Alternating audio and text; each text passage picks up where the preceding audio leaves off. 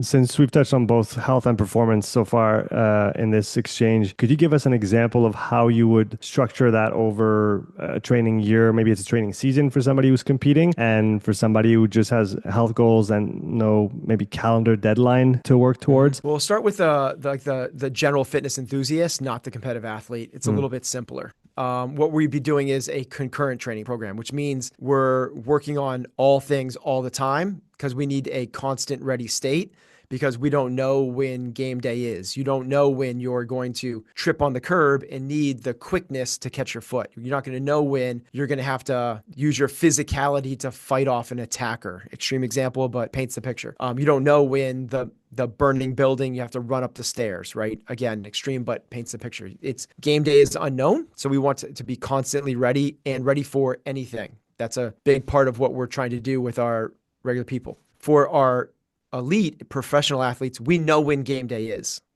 So we can work towards a specific peak. And what we would do is just kind of work backwards from that. So what we're going to want is, depending on what that event is and how taxing it is, we would want a peak. That's going to come right before a short taper. And short is relative, right? If we're depends on the event, but that taper could be 48 hours up to 2 weeks. So a little kind of down of volume and intensity in training to allow all the work we've done to kind of catch up. The peak would be where we have our highest intensity training pieces. So we're getting as close to game day ready, hopefully overshooting the demands of game day. So we are actually doing really well. And then that peak is not long lived. That also is probably, depending on the event, just a 2 to 3 week period. It's hard, and people can't withstand that top end of physical performance for months. It just doesn't happen. So it's measured in weeks. Then before that, what we would do is, depending on the event, we would get a little bit more sport specific as we got closer to the peak. So if it was working with an elite rower, they'd be doing more rowing at high intensity.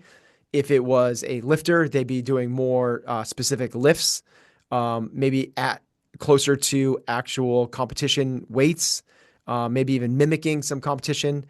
And then before that, we would be working on essentially a base 1 and base 2 type thing, right? Where we're having like a little, the first one would be more about building up.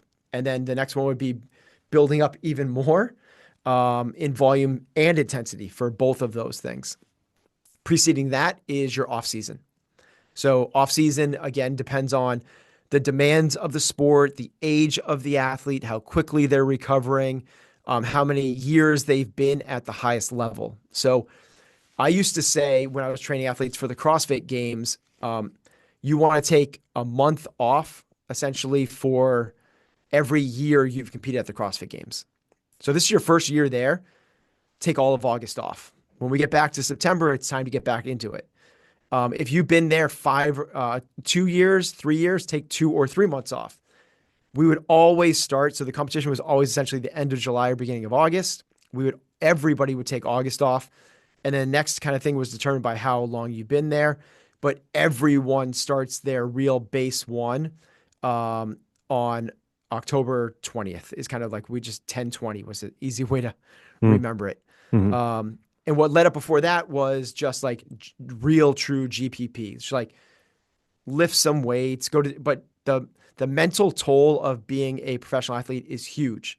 So you're trying to shorten up the training season. And when you do that, it's just giving people a little more autonomy. Don't record your scores, go in, do this thing.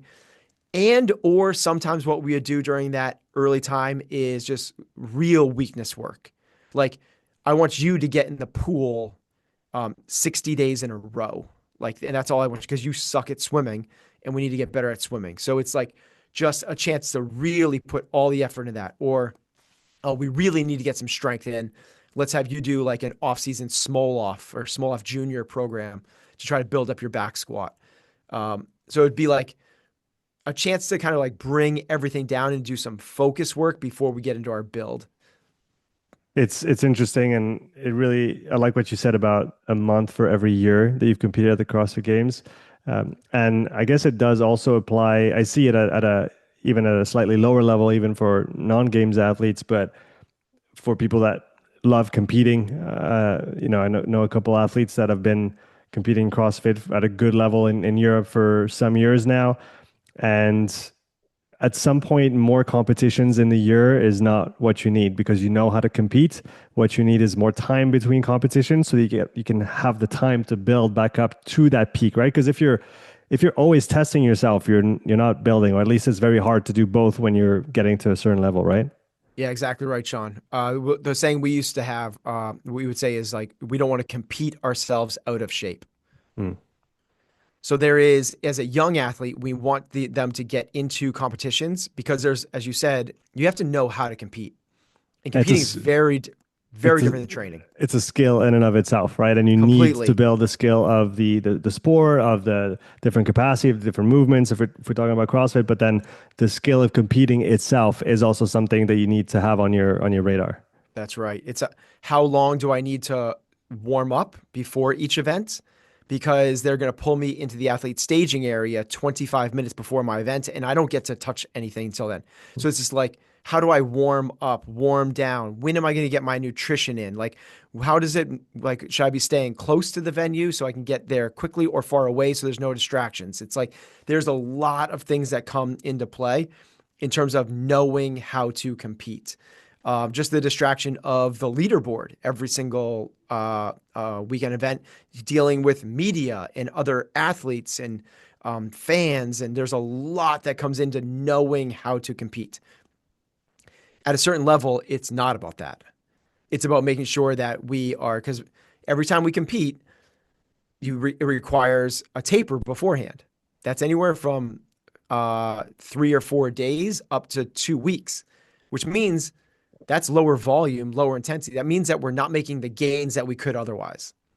Then there's the competition itself, which in terms of the adaptation curve is going to smash you. You're not going to get fitter at a competition. You're going to get less fit because you're getting overworked. Then post-competition, you need recovery because not only is the physical demands from what you just went through, particularly in the sport that we have, which is brutal on athletes, but there's also the parasympathetic lashback of that super high stress environment that even if, like this is like what powerlifters do 3 lifts across a weekend. Like that's not a big demand, but it takes some long time to recover because the stress was so high. And that mental stress, as we know, you're going to have this lashback where you got to, what the pirate ship swings one way and then it needs to swing back all the other way. So you need the rest and recovery afterwards. Well, what that means is if it's a week or two to prep and a week or two to recover, every competition is essentially a month away from training. So yes, let's learn how to compete better, but let's also realize that we got cognizant of not competing ourselves out of shape. One of the ways that I grew up in, my fitness background was in triathlons, and Joe Friel wrote the Triathletes Training Bible. And he had a really good framework for this, which is list out your competitive season, what races you want to do, and then label them as A, B, or C races. Realizing that A races are where you're kind of like setting up the season for, you're peaking. Those are the most important. B ones are like, yeah, like I'm gonna check the leaderboard, but I'm also not like this and that. So you can kind of like, they're like dress rehearsals. You can practice your transitions. You can, as you said, learn to compete. And then C races are just there kind of like almost as supported training days where you can go and do the thing and really learn about the competing. I think that more athletes in this kind of individual, like team sports, just takes care of itself, right? Because you have practices, scrimmage, preseason, and then games. Mm-hmm. They're doing it for you. In our world, they don't do that. So we have to kind of like manufacture this ourselves and realize that not every competition is the most important one.